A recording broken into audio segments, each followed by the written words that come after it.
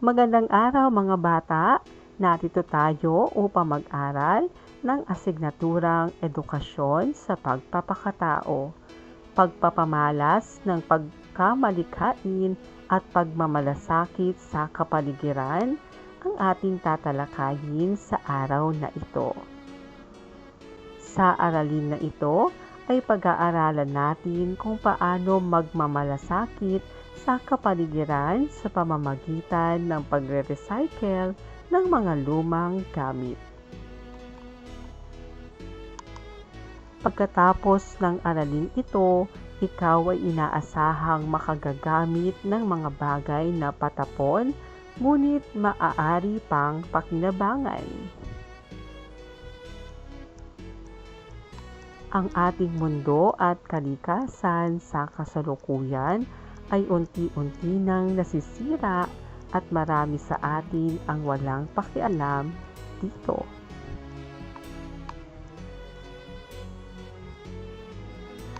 Gawin natin.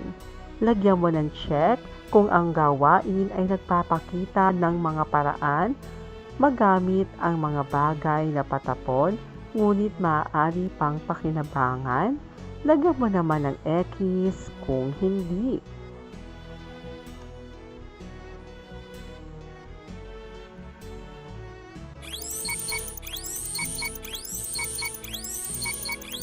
Ang larawan ay check.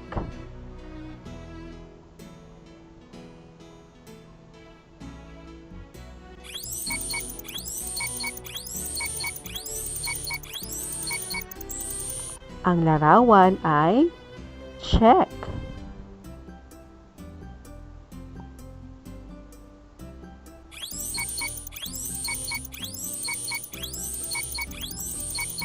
Ang larawan ay check.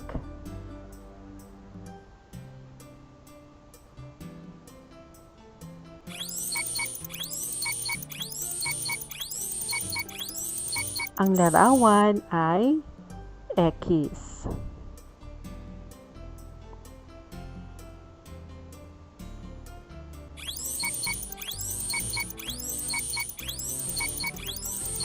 Ang larawan ay X.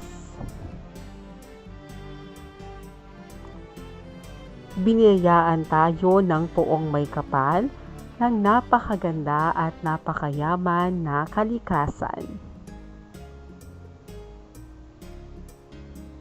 Ngunit, unti-unti na itong nauubos at nasisira dahil tayo ay walang pagmamalasakit dito. Maaari pa nating mailigtas ang kalikasan.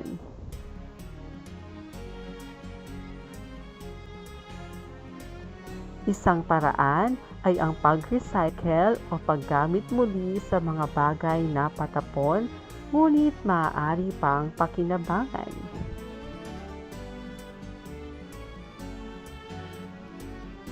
Ito ay isang magandang pag-uugali at pagmamalasakit sa kalikasan.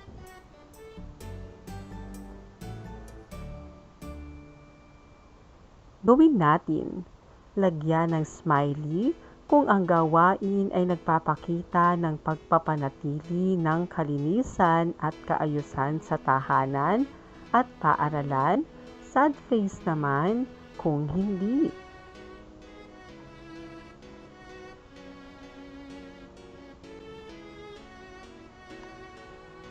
Mommy, bakit hindi po natin gawing bulaklak itong mga lumang papel?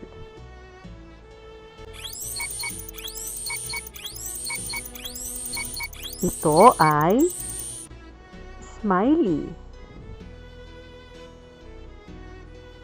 Tatay, lagyan po kaya natin ng mga tanim itong lumang gulong po ng sasakyan.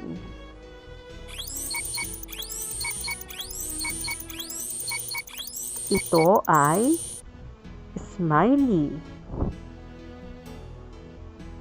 Bakit ayaw niyo pa po itapon yung mga plastic bottle? Kalat lang po ang mga iyan.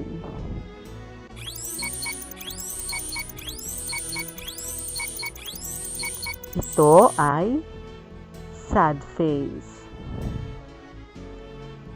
Ayoko ng mga lumang gamit dito sa bahay. Please, itapon niyo na po.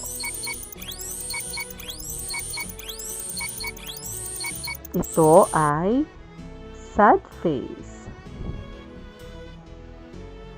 Magandang gawin nating lalagyan ng mga lapis at krayola ang mga latang ito.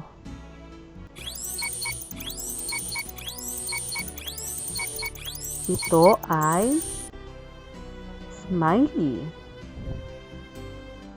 Tandaan natin, ang pagre-recycle ay isang magandang pag-uugali at pagmamalasakit sa kalikasan.